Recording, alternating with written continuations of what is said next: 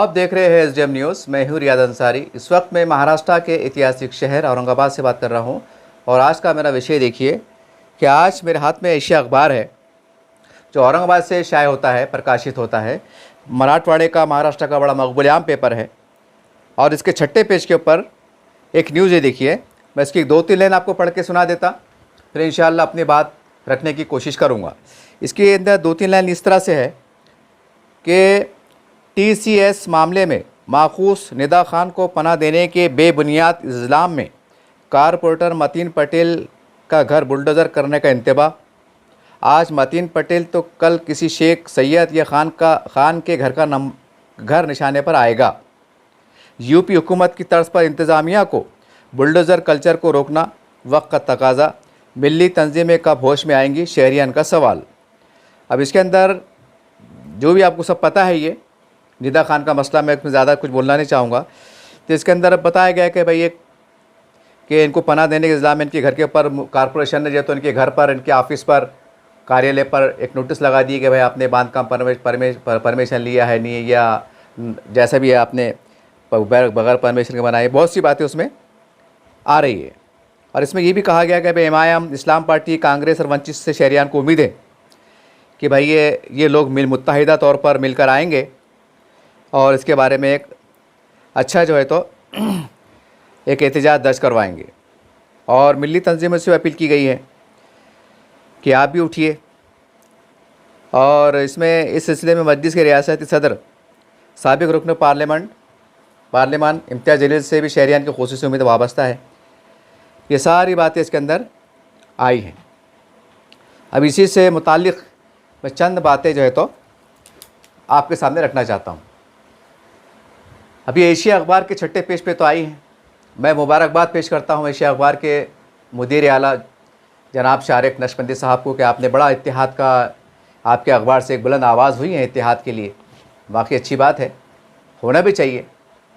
लेकिन चंद गुजारिशात मैं भी करना चाहता हूँ और ये मेरी भी नहीं है, ये सैकड़ों लोगों की मन की बात है।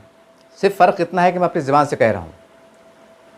अब देखिए, जैसे इसमें कहा गया है कि भाई मिली तंजीम को होश में आना चाहिए। एमआईएम पार्टी, वंचित का भी नाम लिया गया है।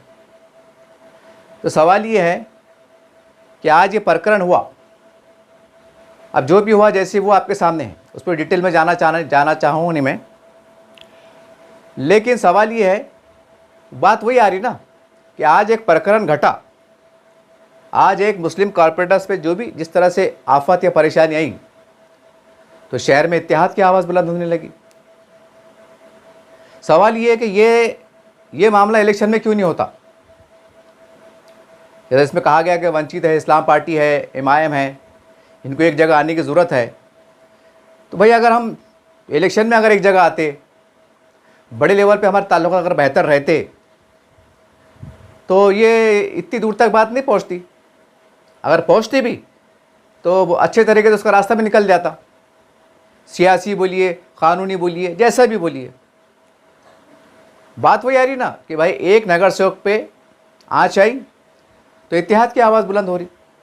तो अभी हाल ही में जो महानगर पालिका में जनाब अफसर खान साहब और उनके एमआईएम के दरमियान में एक चकमक हुई, बराह रास्त नाम लेके नहीं हुई, लेकिन सबको पता है कि कैसा सियासी इस्लाम तराशिया हुई। अफसर खान साहब ने डंके की चोट पे बोले और एमआईएम की तरफ से भी जो है तो समीर साहिब बिल्डर साहब ने नुमाइंदगी की है। वो सियासी बातें थी। तो सवाल ये, जब वो माहौल गर्मा गया तो उस वक्त फिर ये आवाज़ बुलंद क्यों नहीं हुई कि भाई देखो 5 साल हमको निकालना है। ये अच्छी बात नहीं है। जनाब अफसर खान साहब सीनियर है, एक सीनियर है, रशीद मामू खान साहब सीनियर है, ये 2 बंदे वहाँ पर सीनियर है अल्हम्दुलिल्लाह। अमित भुईवाड़ साहब भी सीनियर है। ये 3-4 बंदे ऐसे सीनियर है। तो भाई और ये वंचित बहुजन आघाड़ी से आते और ये 2 ताकत मिल जाती है तो जाहिर सी बात है 5 साल बड़े अच्छे से निकल लेंगे विकास के नाम पर। लेकिन उस वक्त नहीं सुनने में आया कि ये होना चाहिए, ये नहीं होना चाहिए। अब यहाँ सियासी जो इख्तलाफात है वो इख्तलाफात एक तरह की सियासी दुश्मनी में तब्दील हो गए। अभी मुमकिन नहीं है एक छत के नीचे वंचित आए, एमआईएम आए, कांग्रेस आए, राष्ट्रवादी आए, इस्लाम पार्टी आए, ये मुमकिन ही नहीं है।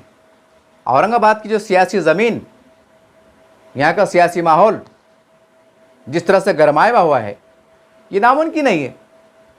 क्योंकि हमारे पास जो है ना, ये कड़वी सच्चाई है, हमारे पास एक सियासी आनापरस्ती चल रही है और उस सियासी आनापरस्ती के अंदर सियासी दुश्मनी बढ़ आ रही है और सियासी दुश्मनी बढ़ते बढ़ते वो ज़ाती दुश्मनी में तब्दील होती नज़र आ रही है और हो चुकी है। जो बयानात आते हैं मैं उसकी रोशनी में कह रहा हूँ। तो ये कैसे मुमकिन है और कैसा होगा?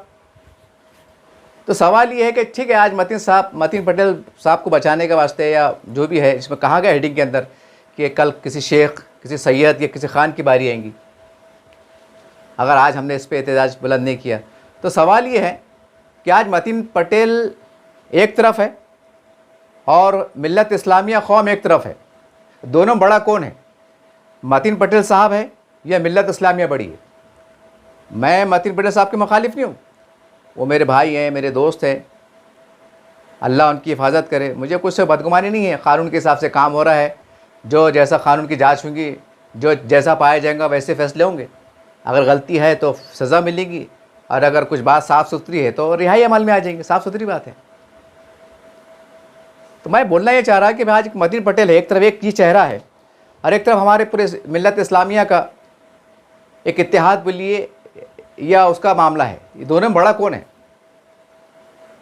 हमारे मिल्लत इस्लामिया का इत्तेहाद बड़ा है ना भाई। लेकिन उस वक्त किसको ख्याल नहीं आया कि भाई ये होना चाहिए, नहीं होना चाहिए, कोशिश करना चाहिए, नहीं आया। क्या मुमकिन नहीं है क्या?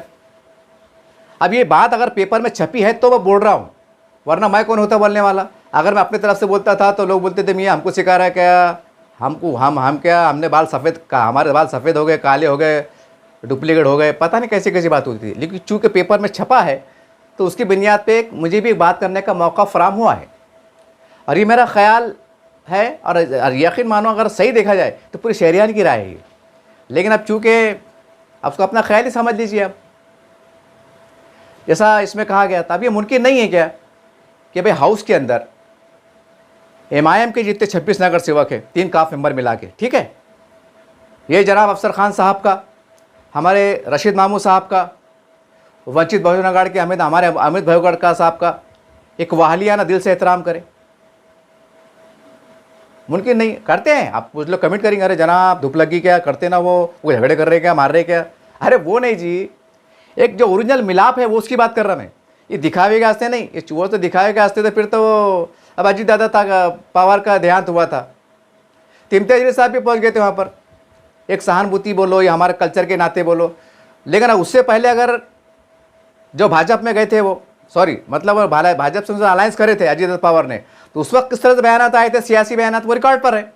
उसको क्या बोलेंगे आप फिर? अब उसको क्या बोलेंगे आप? बोलने का मतलब ये हमारा कल्चर है, ये दुख सुख में खड़े हो जाना, सहानुभूति बताना, पुरसा देना, ये पुरसा देना, ये देना, ये जो भी है ओरिजिनल रियलिटी में जो मिला जाता तो उसको बोलते दोस्ती, उसको बोलते इत्तेहाद, या उसको बोलते हैं वाकई रवादारी। अब हम क्या करते? हमारे पास एक अजीब कल्चर है, जब तक जिंदे है जब तक उसकी तारीफ भी नहीं करेंगे और उसके बारे में सहानुभूति नहीं बताएंगे। जब दुनिया चले जाते हैं तो सब पहुंच जाते हैं, नहीं भाई हमारा कल्चर है भाई, बड़े बड़े नेता थे, ऐसा थे वैसा थे, अमुक थे ढमुक थे, फिर वो सब तारीफ है कि पुल बांधते, फिर परिवार से मिला जाता, सब मिला जाता। लेकिन जब सियासी माहौल आता, इलेक्शन आता, जब जिंदे रहते जब नहीं मिलते। अच्छा, मिलने में क्या हो जा रहा पता नहीं, कि देशद्रोही गतिविधियाँ हो जा रही, कि आतंकवादी बन जा रहे, क्या हो जा रहे? नहीं, बात कर सकते, बड़े नेता है बात कर सकते, चाहे कोई भी भाजपा हो, सेना हो, कोई भी बात कर सकते। लेकिन हमारे पास कल्चर है नहीं, हम दूर रहेंगे। हाँ, मारेंगे तो जाएंगे, जीते जी हम नहीं जाएंगे, और जाएंगे तो फिर रस्में अदा करेंगे, हाय हेलो फूल दिए निकल गए, ऐसा नॉर्मल। तो ये खैर ये बात अलग हो गई थी थोड़ी सी। मेरा बोलने का मतलब ये है कि हाउस के अंदर कि भाई अगर ये वाकई ओरिजिनल इनका याराना हो जाए, दोस्ती हो जाए। एक तो सब मियाँ भाई रशीद मामू खान सीनियर नेता, हमारे बुजुर्ग नेता शहर की, अफसर खान साहब भी सीनियर नेता, वो भी मुसलमान, आप भी मुसलमान, कलमे के शरीक, जिसका भी इंतकाल हुआ तो एक दूसरे खाते पे जाने वाले। कड़वी सच्चाई है ना भैया। अगर मैं भी मरा तो मैं किससे खाते पे जाऊँगा, या मेरे से पहले किसका इंतकाल हुआ तो मैं उनको खाना दूंगा, जो इस्लामी फरीज़ा कहलाता है, उसमें कोई बुरी बात नहीं है। तो यहाँ हम इत्तेहाद नहीं बता रहे और अपील हो रही कि भाई आना चाहिए। तो ये इत्तेहाद से मतलब मतीन पटेल की जो मुसीबत है ये है, जैसे मैंने पहले वजाहत कर दिया कि मैं इनका वो नहीं है, मुझे भी जितना एमआईएम के लोगों को उनसे सहानुभूति हमदर्दी मुझे भी उनसे ज़्यादा है बोले चलेगा, और इस बुनियाद पे भी कलमे के शरीक भाई है।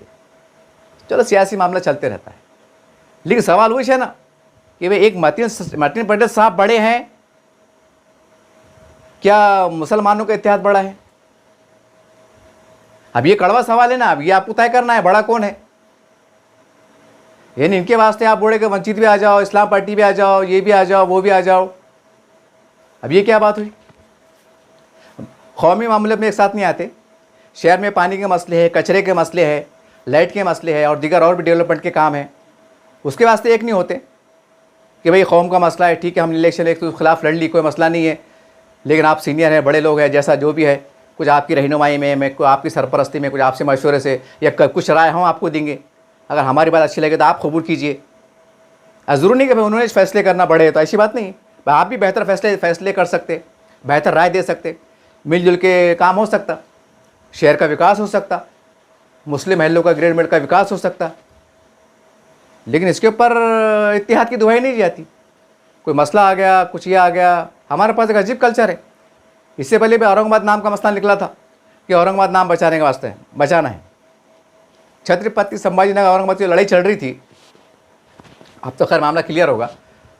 तो उस टाइम पे सब पार्टी एक जगह आए थे, राष्ट्रवादी भी आई थी, कांग्रेस भी आई थी, जो भी सेकुलर पार्टी आई थी, दलित समाज के हमारे संगठनें आई थी, इनके पार्टियाँ भी आई थी, जनाब अफसर खान साहब आए थे, रशीद मामू आए थे, सब आए थे, और सब ने जो है तो उस तहरीक को उसको समर्थन दिया था इम्तियाज़ साहब की मतलब क़यादत में, क्योंकि वो तो एक सार्वजनिक ही था कि भाई ऑल पार्टीज था, लेकिन चूँकि उसको इमाम के चेहरे बड़े बड़े लीड कर रहे थे तो एक तासुर ऐसा जा रहा था कि भाई इसको इमाम लीड कर रही, वरना ये तो ये कहा गया था कि भाई ये कोई पार्टी का नहीं है, ये सब ऑल पार्टीज़ का है। ये भी सच्चाई है। लेकिन बोले मतलब क्या, एक नाम बचाने के वास्ते हम सब ने एक दूसरे को पाठुंबा दिए कि नहीं भाई नाम बचाने के वास्ते अफसर खान साहब भी आए, रशीद मामू साहब भी आए, इधर से भी आए, इमाम के भी आए, कांग्रेस के भी आए, राष्ट्रवादी के आए, सब आए, जिन्होंने नाम बदलने में अपनी सियासी भूमिका दी। से कांग्रेस पार्टी इन्होंने जो उनके दूसरे कायदों ने एक खामोश तरीके से जैसा नाम बदली टाइम जो पेपर में आया था मैं उसकी बुनियाद पे कह रहा हूँ, तो वो उनके पार्टी जुड़े मुसलमान के नेता भी जो है तो नाम बचाने की तहरीक में शामिल हो गए थे कि भाई ऐतिहासिक नाम है, नाम नहीं बदलना चाहिए। मतलब वो यार है ना कि हमारे पास कैसा है कि जो जहाँ पर हमारी कौम मिल्लत की बका बोलिए, डेवलपमेंट बोलिए, विकास बोलिए, जहाँ पर हमें हमारे पास इत्तेहाद होना चाहिए जिस, तो उस पर हमारा इत्तेहाद नहीं होता। हमारा इत्तेहाद एक अजीब गरीब उस पर होता, नाम बचाना है, ठीक है भाई, नाम से मोहब्बत है, तारीख़ी नाम है, हमारी शिनाख्त है, सारी बात है, लेकिन जब नाम जिंदा था तो क्या शहर में पानी मिल रहा था, क्या शहर का विकास हो रहा था, क्या मुसलमानों को इंसाफ मिल रहा था? अब नाम बदली हो गया तो क्या शहर का विकास शुरू हो गया, क्या पानी मिलना शुरू हो गया, क्या कचरा उठना शुरू हो गया, क्या बहुत कुछ सही होना शुरू हो गया? वही रफ्तार जो पहले थी वो आज भी है, सिर्फ शक्लें बदली, हालात बदले, तरीक़ा बदला, नज़रिया बदला, अंदाज़ बदला, वक्त बदला, मामला वही है जो चल रहा था। वो भाई ये वीडियो बनाने का मकसद मेरा ये था, ये पढ़ा मुझे, मैंने तो पहले मुबारकबाद दिया एशिया के अखबार के मुदीर आला जनाब शारिक फरीदी साहब को, आप मुबारकबाद के मुस्तहिक़ है, लेकिन ये हो नहीं सकता। अनापरस्ती, अनापरस्ती, अगर हम कौम के लिए एक दूसरे का एहतराम नहीं करेंगे, एक दूसरे के आगे झुकेंगे नहीं, हमारा दिल बड़ा नहीं करेंगे, जबकि तारीख़ इस्लाम में हमें पढ़ने को मिलता है ऐसे ऐसे वाक़यात अगर मैं बोलते बैठूँगा 2 घंटे निकल लेंगे, क्योंकि इज्तिमा नहीं चढ़ा ये सियासी बात चढ़ी, तो इस्लामी इज्तिमा नहीं चढ़ा। लेकिन ये चूँकि हम मुसलमान हैं, सुनने वाले भी ज़्यादातर मुसलमान हैं और मुसलमानों के मुताल्लिक़ ये बात पेपर में छपी है, तो इसलिए लफ्ज़ इस्तेमाल कर रहा मैं कि तारीख़ इस्लाम में नहीं है कि खून बहा दिया गया और बाद में इस्लाम कबूल करे। तब कितने दुश्मन, खाली इशारा बोल रहा मैं, वो बहुत बड़ा तवील वाक़या है। नबी सल्लल्लाहु अलैहि वसल्लम के करीब रिश्तेदारों का मतलब जब इस्लाम लाने से पहले उनके मुखालिफिन थे, बाद में इस्लाम लाए, तो आप सल्लल्लाहु अलैहि वसल्लम सामने खड़े हुए, समझ रहे बात को आप? तो ऐसे वाक़े देखने मिलते हैं कि खून बहा दिया गया, जान ले ली गई, लेकिन चूंकि इस्लाम ला लिया गया तो उनको गले लगा लिया गया। यहां तक कि तारीख इस्लाम में है कि जब इस्लाम के नाम पे कुर्बानियां देने का मसला आया तो कितना बड़ा जिगर के नए जो लोग इस्लाम लाए थे, तो जिनको 2 बीवियां थी उन्होंने एक बीवी को तलाक दिया और बोले आप निकाह कर लो। क्या जिगर है साहब। वो तो आज अगर हम आज की सिचुएशन में सोचेंगे और अब आप रहे तो मर्डर हो जाएगा, बोलेगा साले मतलब सही है ना। अरे भाई किसको 2 बीवे यार, उसको बोलेगा भाई एक काम करो भाई कि तुम वो बेचारे को औरत नहीं मिली, अब बेचारे इस्लाम कबूल कर, अब तुम तुम्हारी बीवी को तलाक दे दो तो मर्डर हो जाएगा सीधा अड़सोल। आज की पोजीशन में बता रहा मैं आपको। मैं सिर्फ ये बातें क्यों छू रहा आपको तारीख़ इस्लाम से कि कितना बड़ा जिगर कि कलमे की बुनियाद पर, इस्लाम की बुनियाद पर, कौम की बुनियाद पर इतना बड़ा जिगर, क्या क्या कुर्बानी दी, जान ले लिया गया, माफ़ कर दिया गया। यहाँ तक कि बीवियों की कुर्बानी पेश की गई। खैर वो इस्लाम का आगाज़ था, वो सारी बातें थी, वो पस मंज़र अलग था। अरे मगर सवाल ये था तो इस्लाम का ही ना, था तो हुज़ूर सल्लल्लाहु अलैहि वसल्लम के ज़माने का ही ना, उनके दौर का ही था ना। जैसा भी था, तल्ख़ था, मुसीबत भरा था, राहत भरा था, आजमाइश भरा था, जैसा भी था, लेकिन था ना, है ना, वो किताब में दर्ज है ना। ऐसा है कि वो पुरानी बात होगी तो ख़त्म होगी, नौज़ुबिल्लाह, नहीं। इस्लाम की तारीख़ की एक एक बात हमारे लिए आज मशअल राह है। अब सवाल ये फिर हमने उस तारीख़ के रास्ते से हमने क्या सीखा कि हमने तारीख़ इस्लाम ये बताता है कि मैं माफ़ कर देना चाहिए। तारीख़ इस्लाम ये बताता है कि जब शुरुआत का मामला चल रहा था तो नए नए इस्लाम में दाखिल होता इतना हैरान कुन मसला था कि वो बीवी को तलाक दिया और उन्होंने निकाह किए, ये कुर्बानियाँ पेश हुई। और यहाँ आज औरंगाबाद के अंदर हम कुर्बान दे नहीं सकते। लोगों बोले वो अफसर खान साहब से बात नहीं करना बोले। एक बार मैं इंटरव्यू में सुना भाई मैंने आरिफ हुसैन साहब से बोले, वो सच क्या है झूठ क्या है मुझे नहीं मालूम, लेकिन उनके ज़माने उन्होंने बोले थे मेरे बाइट के ऊपर, तो मैं उसके हवाले से पढ़ा, मुझे नहीं मालूम। बोले भाई मुझसे दूरी इख्तियार करो, ऐसा करो, यूँ करो, मतलब हाय लो नहीं करो। और पेपर में क्या छप रहा कि मिली तंजीम को होश में आना चाहिए। अब मिली तंजीमी कौन? मिली तंजीमी में हमारी काबिल एहतराम उलमा इकराम की शमूलियत है, यानी उनसे जुड़े हुए हैं। और उलमा इकराम का मर्तबा क्या? अंबिया के वारिस। अब अंबिया के वारिस कल को ये बोलेंगे कि भाई आप अपने इख्तलाफात मिटा दो, जनाब इम्तियाज़ अली साहब, अफसर खान साहब मिटा दो, आप गले मिल लो, ख़त्म करो बात को, हमको मारना है, आप हमारा जाने का टाइम आ रहा। क्योंकि इस्लामी हिसाब से हमारी उम्र क्या है? 60, 65, 70। मुझे कोई बदगुमानी नहीं, अल्लाह आपको हज़ारों साल ज़िंदा रखे, लेकिन ये कड़वी सच्चाई है कि हर चीज़ को फ़ना होना है। मैं बोल रहा हूँ मुझे फ़ना होना है, हो सकता है मैं आज बोल रहा हूँ मेरा कल इंतकाल हो जाए, कोई हैरत की बात नहीं होना चाहिए, जिसका टाइम आया चले गया।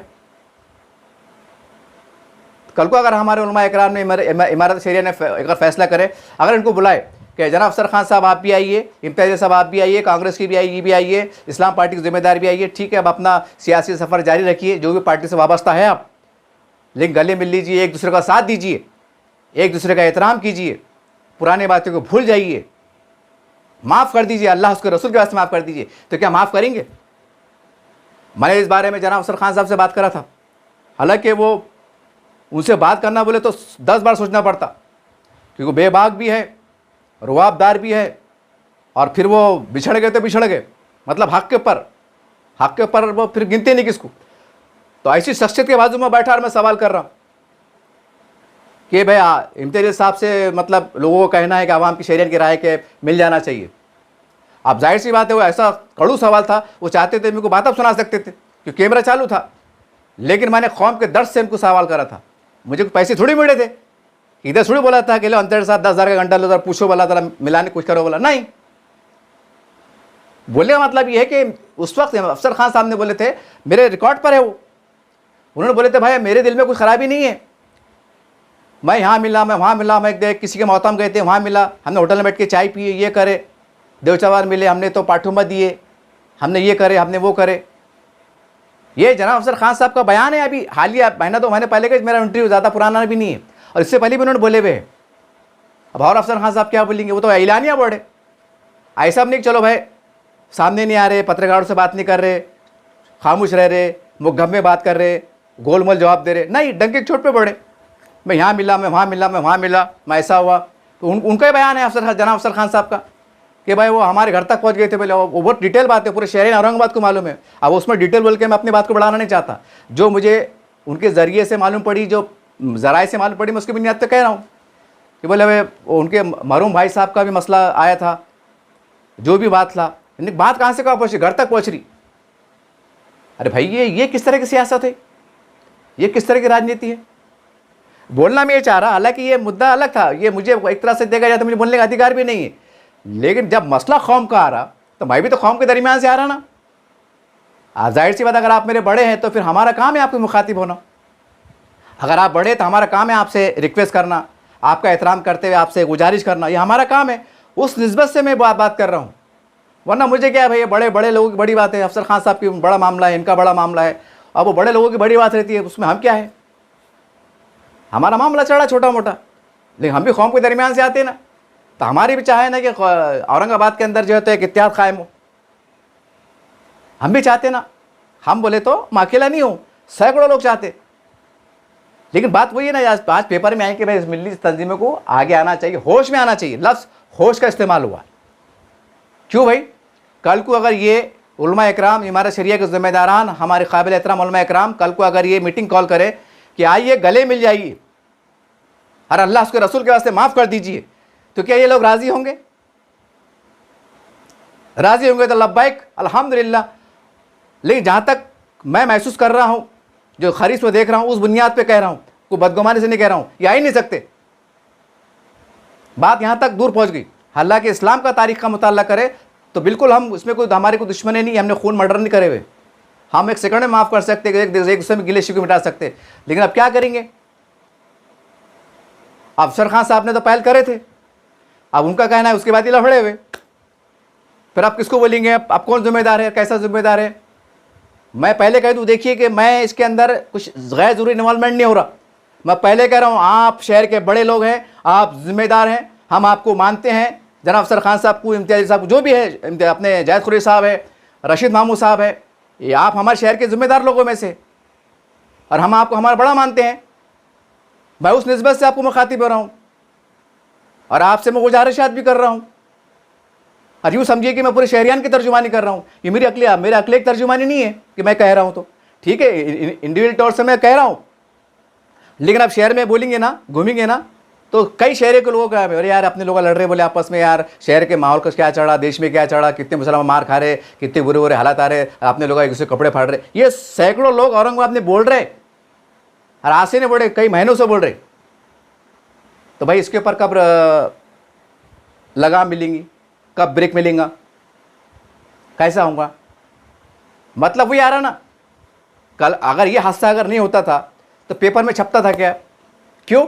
आज मतीन पटेल साहब के ऊपर जो मामला आया तो इस तरह की अपील आई, तो बात वही आ रही ना, एक तरफ मतीन पटेल साहब है और एक तरफ औरंगाबाद शहर के तमाम बड़े बड़े सियासी लीडरान, छोटे बड़े सामाजिक कार्यकर्ता सैकड़ों की तादाद में है, बड़े बड़े वो भी है, वो एक तरफ ये है एक तरफ ये है, तो दोनों बड़ा कौन है?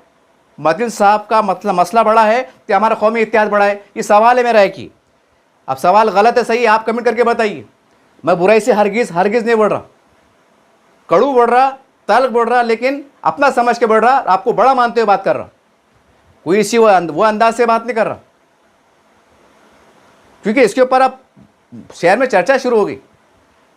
तो मैंने सोचा कि चलो अब पेपर में छप तो गया, लेकिन अब छपे बाद चर्चा क्या चल रही लोगों के अंदर, तो उसकी तर्जुमानी मैं कर रहा। अब ये मत बोलो कि मैं अकेला बोल रहा, नहीं, ये अच्छी बात नहीं ना। वो बोलते ना क्या क्या, मीठा मीठा हाफ हाफ और कड़ू कड़ू हा हा, कुछ तो भी है ना वो मसला, वैसी मिसाल हो रही नहीं है। बहरहाल ये वीडियो बनाने का मेरा मकसद ये था, सच में अगर हम तारीख़ इस्लाम से, मेरे आका नबी करीम जिस पे मेरी जान माल, मेरे बाल बच्चे, मेरा ख़ानदान, मेरे माँ बाप सब कुर्बान, अगर हम उनको सही उनकी नहज पे मानने वाले हैं, सही राह पे चलने वाले हैं, बुजुर्गान औलिया का एहतराम करने वाले हैं, उनकी तालीमात को मानने वाले हैं, उनके अक़ायद पे चलने वाले हैं, तो हमें बड़ा दिल कर कर हमारे आने वाले नस्लों को, जो नई नस्ल जो खेप तैयार हो रही है लीडरशिप के अंदर, उसको अगर हम कुछ सबक देना चाहते हैं, कुछ रास्ता बनाना चाहते हैं, तो ये हमारे जितने बड़े के सियासी इख्तलाफात है, ये पहली फुर्सत में ख़त्म करने की ज़रूरत है। अब ये ख़त्म होंगे तो नौजवान पीढ़ी को संदेश देंगे कि नहीं, हमारा इत्तेहाद बड़ा रहता है, हम कलमे के शरीक हैं, हमारा कौमी इतिहास सबसे बड़ा रहता है।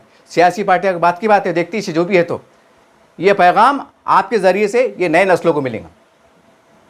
हम हमारे बच्चों को देने में कामयाब होंगे। हम हमारे बच्चों को बोलेंगे देखो बेटा, ये लोग पहले आपस में इनके सियासी इख्तलाफ थे, लेकिन देखो जो कौम का मसला है ये मिल गए, तो तुमको भी जो है तो हमारे मरने के बाद अगर तुम भी कोई आला रास्ते पे चले गए या अधिकारी बने या कुछ लीडर बने, तो तुमको भी जो है तो कौम मिल्लत के नज़रिए से काम करना, आपस में लड़ना नहीं।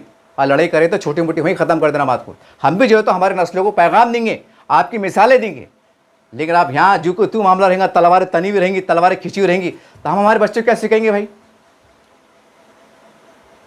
हम हमारे बच्चों को क्या तालीम देंगे? और आपके इस इक़दाम से जो नई पीढ़ी, जो नई जनरेशन, जो तालीम, जो सियासी मैदान में आ रहे हैं, एक सियासी करवटें ली जा रही हैं, सियासी उरूज पा रहे हैं, आगे बढ़ रहे हैं, सियासत को समझ रहे हैं, तो आप किस देख के वो बच्चों में क्या असर जाएगा? आपसे वो क्या सीखेंगे? ये सवाल है। अरे मेरा अकेले का सवाल नहीं है, ये सैकड़ों लोगों का सवाल है। और आज से भी नहीं है, कई महीने चल रहा है लफड़ा है।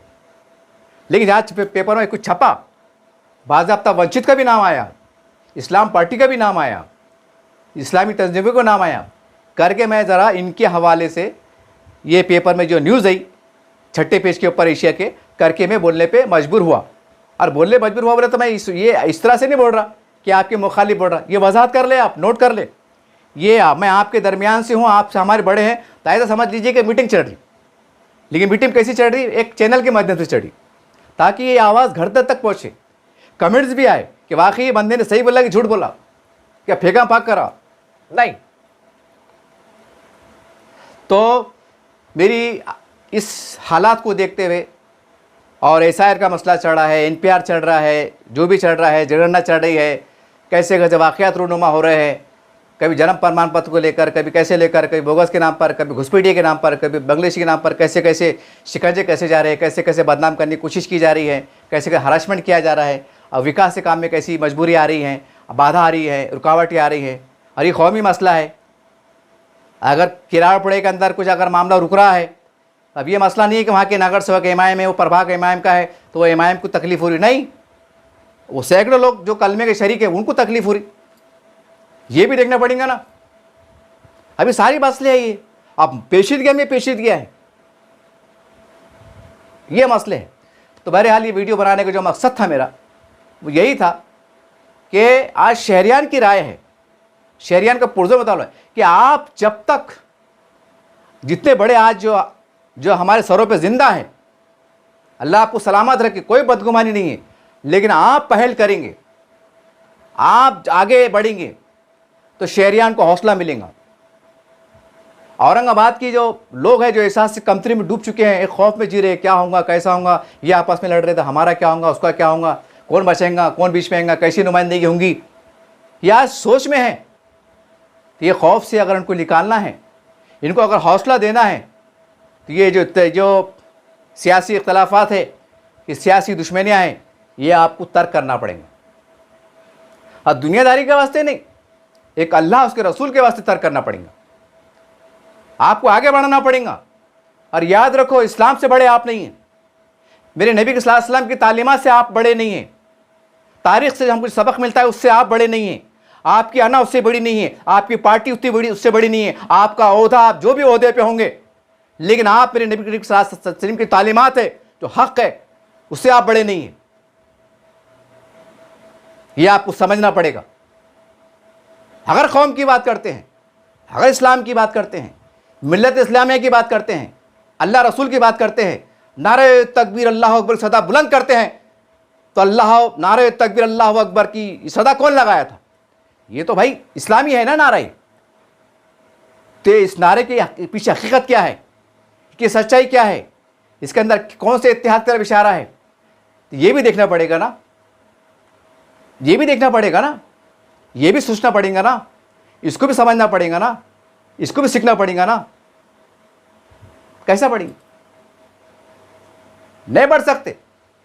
आज एक अजीब, औरंगाबाद के अंदर एक अजीब तरह की राजनीति चल रही, वो फला पार्टी के, हम फला पार्टी के, वो ये पार्टी के। हम देख रहे साहब कि हम भी जो है तो चैनल वाले हैं, गलियों में जाते हैं, अब मुख्तलिफ प्रोग्राम में जाते हैं, कार्यालय में जाते हैं, लोगों से मिलते हैं, कभी ये पार्टी से मिलते हैं, कभी वो पार्टी से मिलते हैं, तो बहुत कुछ सीखने को मिलता है, बहुत कुछ समझने को मिलता है, बहुत कुछ बातें सामने निकल के आती है। तो हमें भी बड़ी तकलीफ होती है, कैसी कैसी राजनीति भाई। और जबकि दूसरी तरफ हम क्या देख रहे हैं कि अली दादा पवार के राष्ट्रवादी है, जब वो हयात थे तो उन्होंने जो तो महायुति से अलायंस किया, और क्या बोल के किया कि नहीं भाई वो भाजपा सरकार जरूर है, लेकिन मैं सेकुलर विचारधारा का आदमी हूँ। महात्मा ज्योतिबा फुले, आदरणीय डॉक्टर बाबा साहब अम्बेडकर के नज़रियात को मानने वाला हूँ, उनकी विचारधारा पर चलने वाला हूँ, और मैं उसी पॉलिसी को लेकर चलने वाला हूँ। भले मैं भाजपा के साथ महायुति में, खुल्लम खुल्ला अलायंस होता है, एलानिया होता है। अब तो ये भी बोलते हैं कि मैं सेकुलर पसंद का आदमी हूँ, मतलब वो दोस्ती कर लेते हैं। अब क्यों कर लेते हैं, कैसी कर लेते हैं, सबको मालूम है, ज़्यादा डिटेल बोलने की ज़रूरत नहीं है। लेकिन बोलने का मतलब क्या है कि वो उनका अलायंस हो जाता है। और एक तरफ महाविकास आघाड़ी के अंदर जो शिवसेना एक ज़माने में जो मुसलमानों के एक तरफ सियासी तौर से खिलाफ रहा करती थी, कैसे नारे लगाते थे, लुंगी हटाओ, लुंगी भगाओ, पाकिस्तान भगाओ, खबरस्तान भेजाओ, पता नहीं कैसे कैसे गैर जरूरी नारे लगाए जाते थे 30, 35, 40 साल पहले। सबको पता है, जो लोग जिंदा हैं उनको पता है, मालूम है इसके बारे में। तो उनका अलायंस हो जा रहा। नहीं बोले अब शिवसेना बदल गई बोले। और शिवसेना भी कब बदली, जब निशान गया, जब पार्टी का नाम बदल गया, सब चले गया, तो जब आपको होश में आया।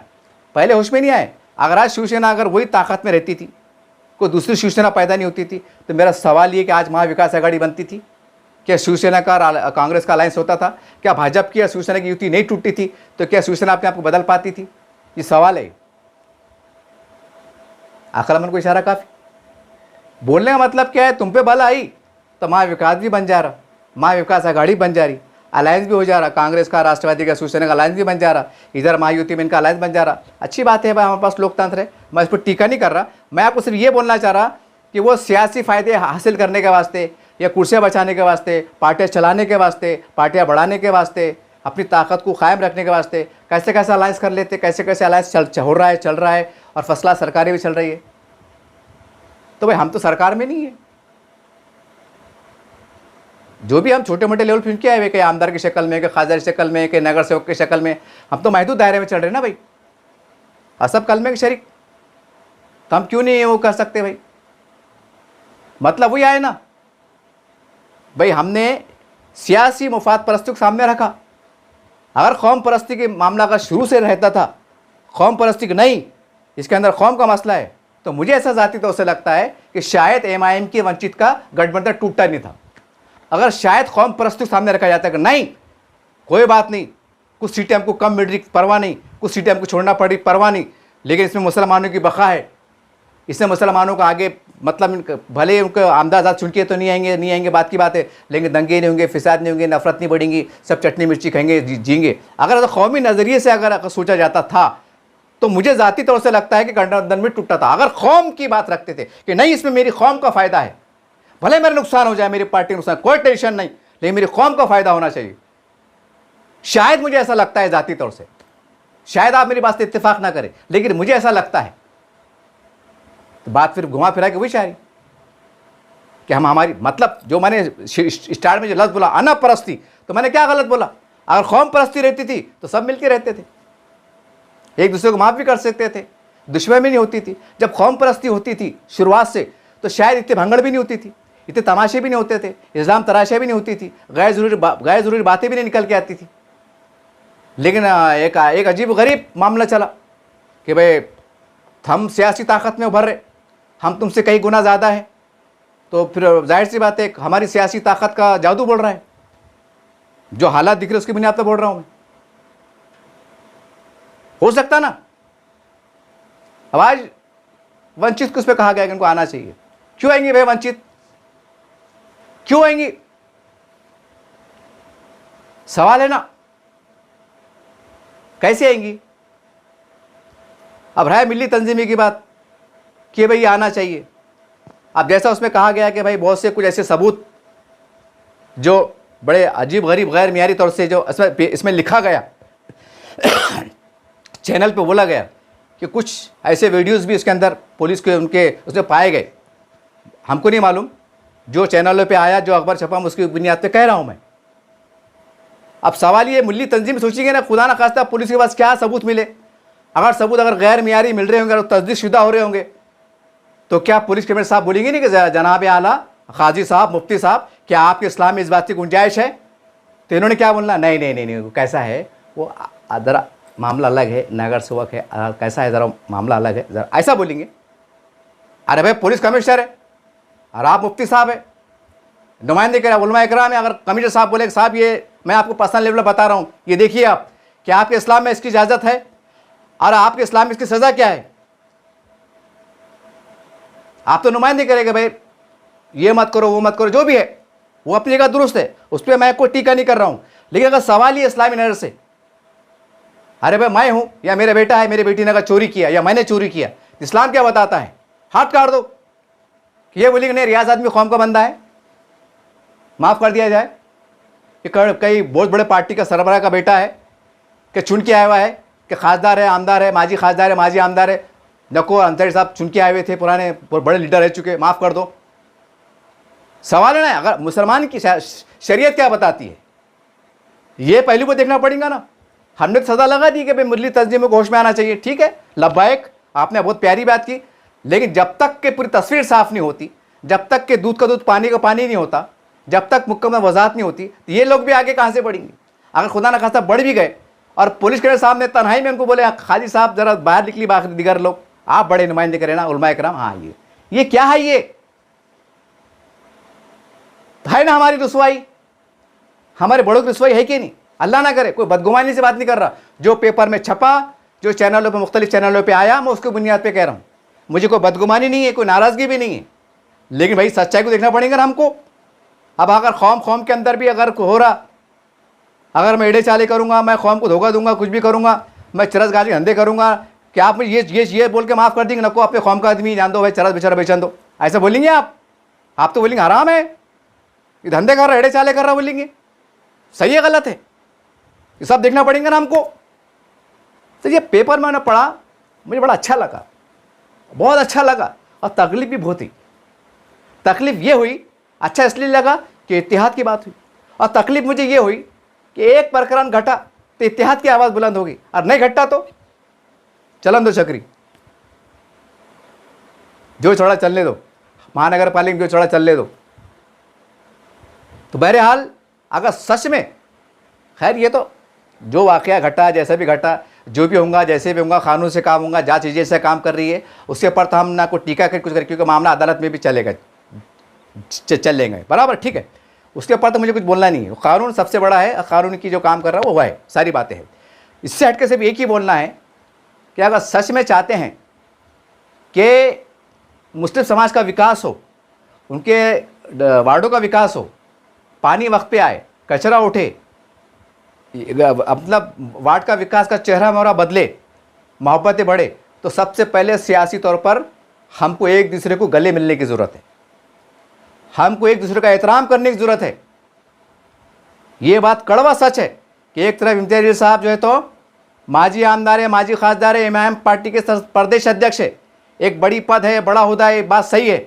लेकिन हमको ये बात भी मानना पड़ेगा कि आपसे जनाब अफसर खान साहब जो है तो ठीक है, नगर सेवक है और 2 या 3 बार वो विरोधी पक्ष नेता रहे हुए हैं, लेकिन सीनियर हैं। अब हम ये नहीं कह सकते कि भाई बड़े पद पे है, इम्तियाज़ साहब जलील साहब है या थे तो वो उनसे कई गुना बड़े, वो आमदार का दर्जा बड़ा रहता, खासा दर्जा बड़ा रहता, प्रदेश अध्यक्ष है, और ये जो है तो एक नगर सेवक है। ये हमको ये नहीं करना पड़ेगा, हमारी शहर की शख्सियत है, आवाम के दरमियान रहने वाली शख्सियत है, कौम मिल्लत पे लड़ने भिड़ने वाली शख्सियत है, और सीनियर शख्सियत है, तो हमें सीनियरिटी के हिसाब से उनका रुतबा, उनका मुकाम हमको देना पड़ेगा। अगर हम कीचा उछालेंगे ये ऐसे वैसे, तो इससे इत्तेहाद कायम नहीं होगा। जावेद खुरी साहब, आप ये नहीं बोल सकते जावेद खुरी साहब आप नगर सेवक बन सकते कि नहीं बन सकते, नहीं, हमें ये कड़वी सच्चाई देना पड़ेंगे। जब इमाम का वजूद अमल में आ रहा था तो जावेद खुरी साहब का उसके अंदर अपनी जान माल खून भी लगा हुआ था। मैं खुद उनके कई बार प्रोग्राम में शरीक हुआ, जब लोग इमाम का नाम लेने को डरते थे, स्टिकर लगाने चटके थे, तो मैं भी इनके 1-2-4 प्रोग्राम में रहने का शरीक होने का मौका मिला कि 10-20 लोग जमा होते थे और बेचारे चिल्ला चिल्ला के बोलते थे। तो हमें उनके वो मर्तबे को, उनकी कुर्बानियों को, उनके नज़रिए को हमें बड़ापन देना पड़ेगा, हमें जायज़ मुकाम देना पड़ेगा जब खुरबतदारी बढ़ेंगी। रशीद मामू साहब ठीक है, शिवसेना के हैं, जैसे भी हैं, जो भी है, लेकिन हमारे शहर की बुजुर्ग शख्सियत है, डिपार्टमेंट से बड़े बड़े मतलब राष्ट्रवादी से, कांग्रेस से, तमाम लोगों से उनके बड़े अच्छे मरासी में एक तजुर्बा रखते हैं, औरंगाबाद का हालात का तजुर्बा रखते हैं, कैसे हालात में कैसे नुमाइंदगी करना, किससे मिलना, क्या बात करना, एक तजुर्बा है, सलाहियत के मालिक है, ज़मीन के आदमी है, रिक्शा यूनियन की चलाए हुए, रिक्शा चलाए हुए, सारी बातें हम सुनते हैं, एक तजुर्बेकार है, मजबूत है। तो हमें उनका ये नहीं देखना पड़ेगा रशीद महमूद साहब आप महापौर है, हम तुम आपसे बड़े हैं, नहीं, वो बुजुर्ग शख्सियत है। जब वो राजनीति में थे तो ये दूसरे लोग कहाँ थे, ये सारे पहलुओं को हमको देखना पड़ेगा। अगर हम ये देखना पड़ेगा जनाब अफसर खान साहब है, रशीद महमूद साहब है, जायद खुरेशी साहब है, अगर ये है इनका पस मंजर देखे तो उस वक्त फिर इमाम का वजूद क्या था, जनाब इम्तियाज़ जलील साहब का वजूद क्या था, वो बेचारे पूना में अपनी जो प्रेस से जुड़े हुए थे, जो भी उनकी साफ के मैदान में जुड़े हुए थे, ये सच्चाई बात है, बुराई से नहीं बोल रहा मैं, लेकिन जो जिनकी खदमात रही, जो पुराने लोग रहे, अगर हम उनको बड़ा पन नहीं देंगे, अगर हम उनके मियार को मतलब उनके हुस्न सलूक का मामला नहीं करेंगे तो जाहिर सी बात दिल में खटाक तो रहेंगी ना। अगर आज के अगर जो इमाम के चाहने वाले बोलो, कार्यकर्ता बोलो, नगर सेवक बोलो, जो भी हो, आप बोलेगा हमारे 36 नगर सेवक है, हमारी माजी आमदार है, माजी खासदार है, प्रदेश अध्यक्ष है, हमारे हिंदुस्तान में ऐसा है, न्यू है, इतने आमदार है, इतने चुन के आ गए, ऐसा हो गया, ये सारी बातें सही है, लेकिन सवाल तो ये भी सच है ना, ये भी तो देखना पड़ेगा ना कि इनके आने से पहले औरंगाबाद में किसका वजूद था, कौन मुसलमानों की नुमाइंदगी करता था, कौन उनकी क़यादत करता था।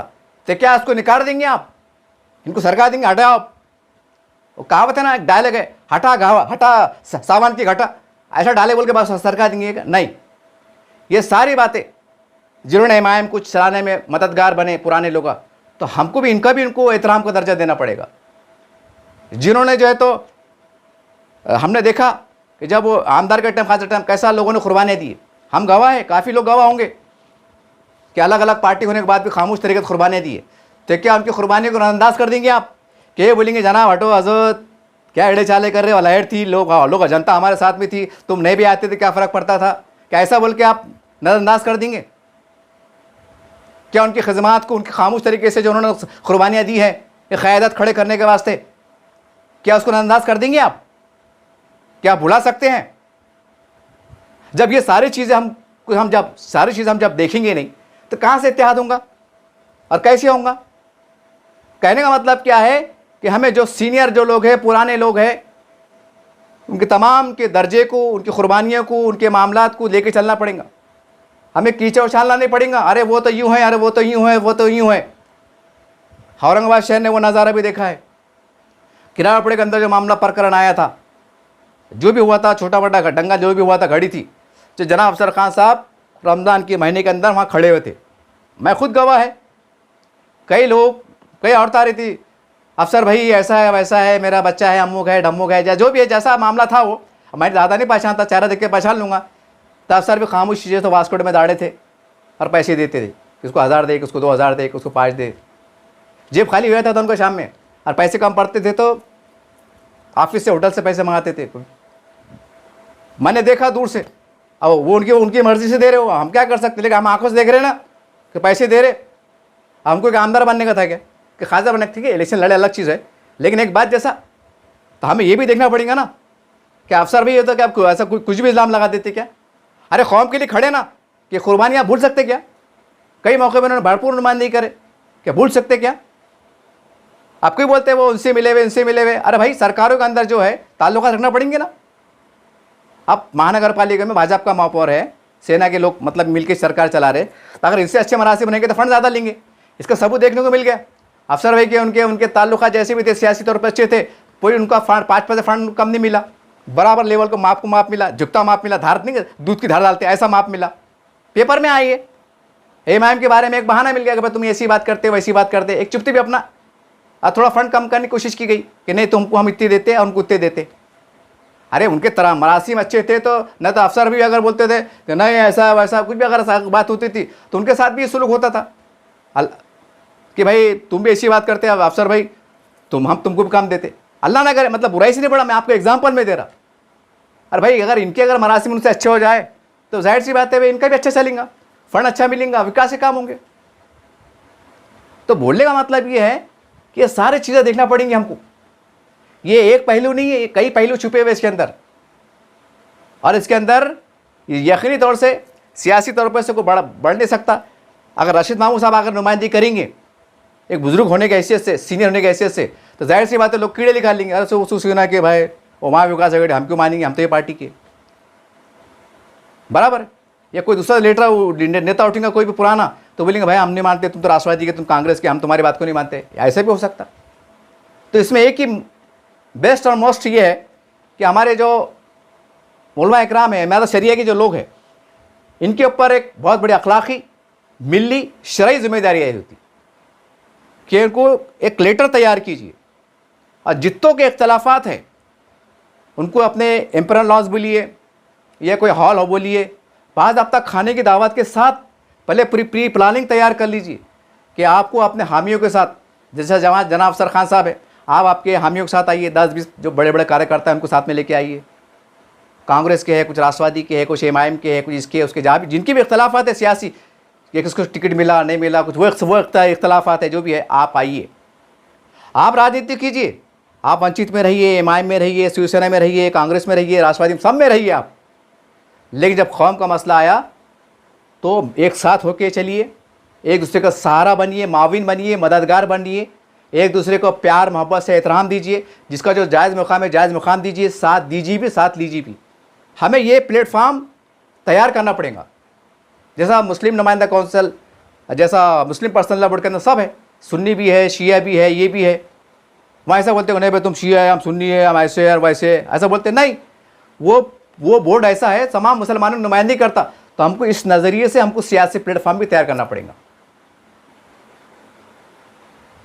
उसका नाम रखना पड़ेगा मिल्ली सियासी महाज। मेरा अपना नाम है, ये मेरे अपने दिमाग की तजवीज़ है, उसका नाम रखेंगे मिल्ली सियासी महाज। ख़त्म। यानी इसके अंदर हर पार्टी का, मुसलमान का कार्यकर्ता, छोटा बड़ा नेता इसके अंदर शरीक है। और इसके सरबराह जो है तो एक बहुत ही काबिल, बहुत ही हमारे सीनियर बुजुर्ग जो उलमाए दीन होते हैं उनको सदर बनाया जाए और उनकी सरपरस्ती में ये सियासी मिल्ली महाज इसका नाम है। ये मतलब जैसा मुस्लिम नुमाइंदा कौंसिल है ना, ऐसा सियासी मिल्ली महाज, सियासी मुस्लिम मिल्ली महाज इसका नाम रखा जाए और सबको मदऊ किया जाए, सबको उसके कारकुरान रुकन बनाया जाए कि जब भी मुसलमानों के ऊपर बला आएंगी, मुसीबत आएंगी, तो हम जो है तो पार्टियों से बाला तर होकर जो है तो एक दूसरे का एहतराम करते हुए हम साथ में साथ देंगे और हमारे मसले हल कराएंगे कानून की चौकट में रहकर, जो संविधान हमको अधिकार देता है। ये एक बेस्ट रास्ता है। तो इनको आवाज़ देना पड़ेगी और टाइम पड़े तो इनके घरों तक जाना पड़ेगा, इनके ऑफिस तक जाना पड़ेगा, क्योंकि मुझे यकीन है कि हमारे उलमा इकराम की बात को कोई इनकार नहीं कर सकता, कोई इनकार नहीं कर सकता कि तुम मस्जिद संभालो, मेंबर संभालो, यहाँ घुमाता हो, हमारे पीछे मत बोलो, कोई नहीं बोल सकता। क्योंकि जनाब अफसर खान साहब ने 2-3 बार मेरे चैनल पे बात करे हुए हैं। बहुत ठीक है, उनका अंदाज कड़ू हो सकता है, उनका लहजा ही वैसी है, लेकिन मैं गवाही दे रहा हूँ कि वो शख्स दिल के बहुत नरम है, हमदर्द आदमी है, गरीबी देखे हुए हैं। कई बार मैं इंटरव्यू कवर करा हुआ उनका, उन्होंने अपने मन की बात मेरे चैनल पे करे हुए हैं, कैसे हालात से गुजरे हुए, करके उनको गरीबी का एहसास है, खौफ का एहसास है वह उनका अंदाज है एकदम डैशिंग, एक रहता ना किसका एक रुआब टाइप रहता है, चेहरा बॉडी लैंग्वेज बोले कुछ तो भी है, लेकिन दिल बड़ा उनका साफ है, उनके दिल में कपट नहीं है।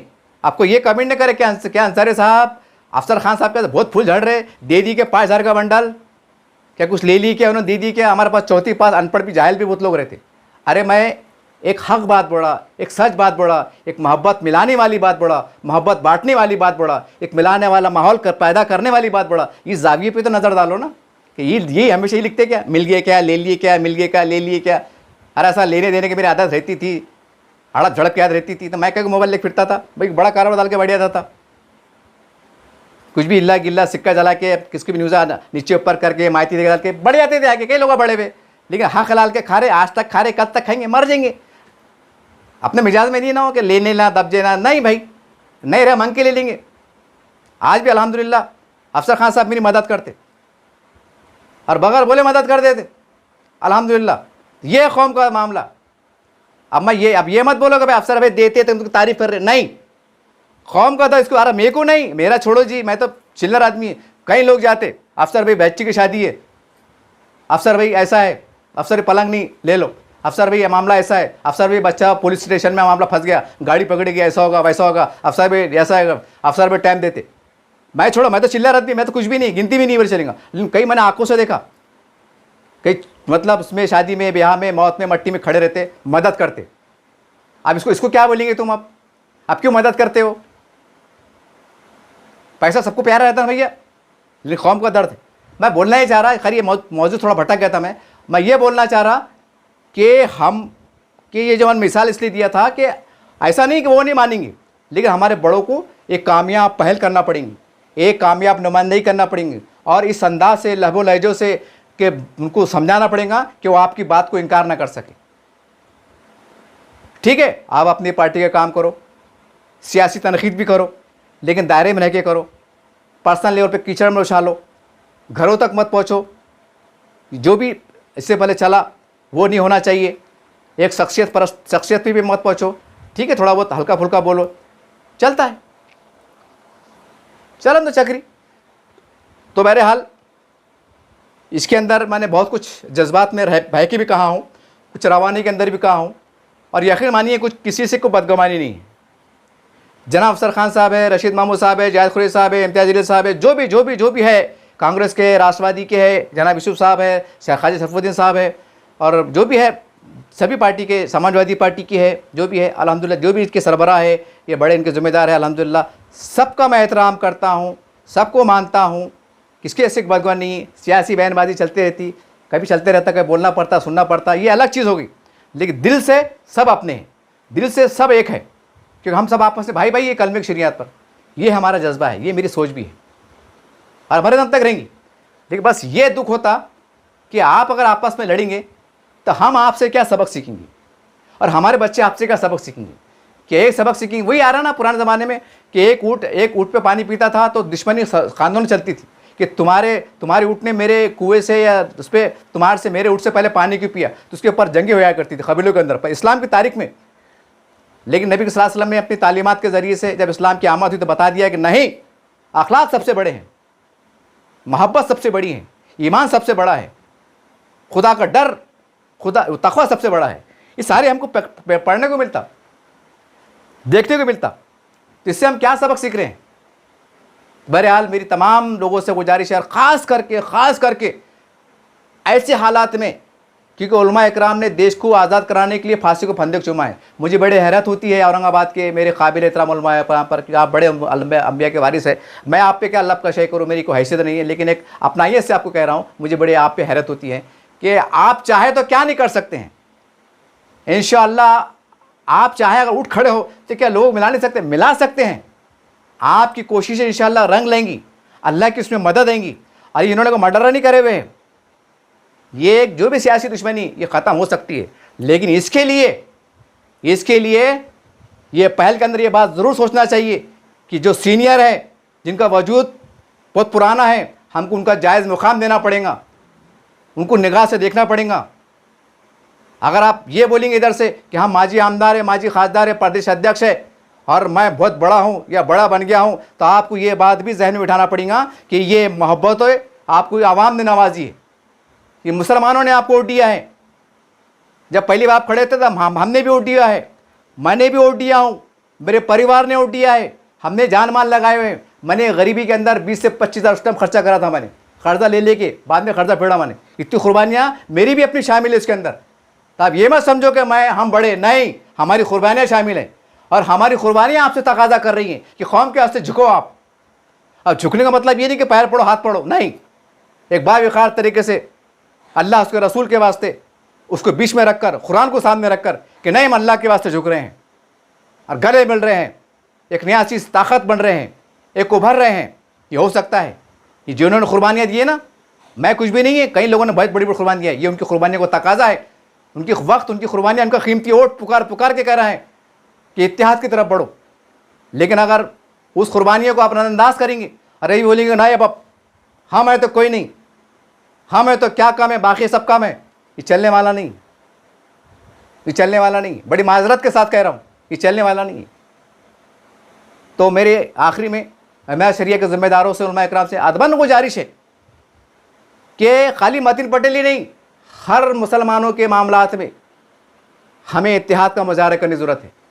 चाहे विकास का काम हो, डेवलपमेंट का काम हो, शरीयत का काम हो, मसाजिद की तहफ़्फ़ुज़ का काम हो, क़ब्रिस्तान के बाज़ाबादकारी का काम हो, जो भी हमारे मिली मसाइल हो, उसकी दिफा का काम हो, तहफ़्फ़ुज़ का काम हो या बढ़ाने का काम हो, जैसा भी काम हो, हर मामले में ये सियासी मुस्लिम महास, इसका नाम रखो आप, मेरी तजवीज़ है ये, सियासी मुस्लिम महास या सियासी मुस्लिम इत्तेहाद महास या सियासी मुस्लिम इत्तेहाद पैनल, ऐसा कुछ भी एक सियासी नाम रख दो और उसके अंदर एक हमारे जो मोतबर आलम दीन उनको सरबराह बना दो और उसके अंदर तमाम पार्टी के लोग, छोटे मोटे कार्यकर्ता क्यों नहीं, वो उसके अंडर में काम करना।